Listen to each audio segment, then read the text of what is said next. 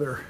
We're getting ready to do the lap welds now, and the reason I did the little butt weld right down here was to fill up the void, and then I could reprime it, and then I could make sure I didn't have anything to catch water and debris later on. You're beginning to see the versatility of the MIG welder right now, but you can't weld if it has the metal off of the other metal. It has to be tight, and that's what I'm trying to reinforce with the clamping here and showing you in the car to help you along. This is the real McCoy right here. It's where the rubber meets the road. The project's coming ahead for me. I really like the way this fits, but clamped,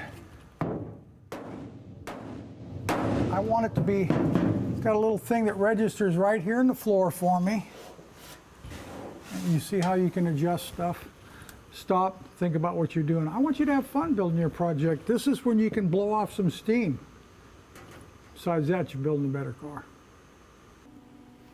Okay, just like the coupons on the bench for the lap weld, what you can see, if you look right down in here, you see that I'm using the edge of the tunnel as the guide for the wire, making the bead about 4 beads long, and that's a good little skip weld.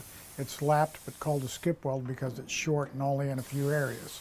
This is how the factory built the car. If you can look where I have the primer ground back, those are the areas that the factory had welded the car already, and we're just going to go ahead and attach it in the same areas, making basically the same look as they had in the car. Right down the edge is the guide. Tell you what we'll do. We'll do this weld, we'll flip on the helmet cam, because I love the helmet cam. You can really get a little better vision. It loses the blue light, it goes green, but it gives you all of the vision that you need to see the weld perfectly. And again, this is the beauty of our DVD, is it allows you to get right inside the helmet with me, and then you're going to weld. This is the next best thing to you pulling the trigger. This is a real environment. It's exactly what you see. There's the bead, there's the puddle, there's the push. It's all in here. And when you begin to practice this method, you're going to be welding your car just like this. Don't forget, cool it down. It's not that hard.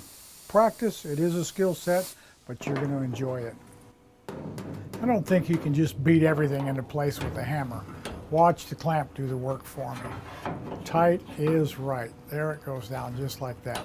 It's going to be another great look through the helmet cam at the lap weld. What I want you to look at this time as I strike this arc is how much I'm pushing the wire in the one direction. This is the push weld. Now watch it push.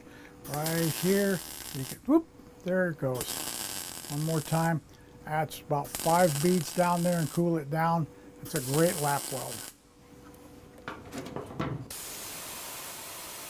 Now we did use the clamp in the corner, but we can't clamp everything. So be prepared to have those self-tapping sheet metal screws on hand and drive them in. Here's an area I can't clamp, but I use a screw. It works well. It's not something I go to all the time. What I've done is pulled both pans down for my butt weld. Now watch this butt weld, it's a little different. I'm on top of the cross member. If you watch the wire move in a little C action right there, and I'm able to close up that large gap right down onto the cross member. See the tip move just like that? Again, it's all technique. Don't forget to cool down. You'll be making beads exactly like this.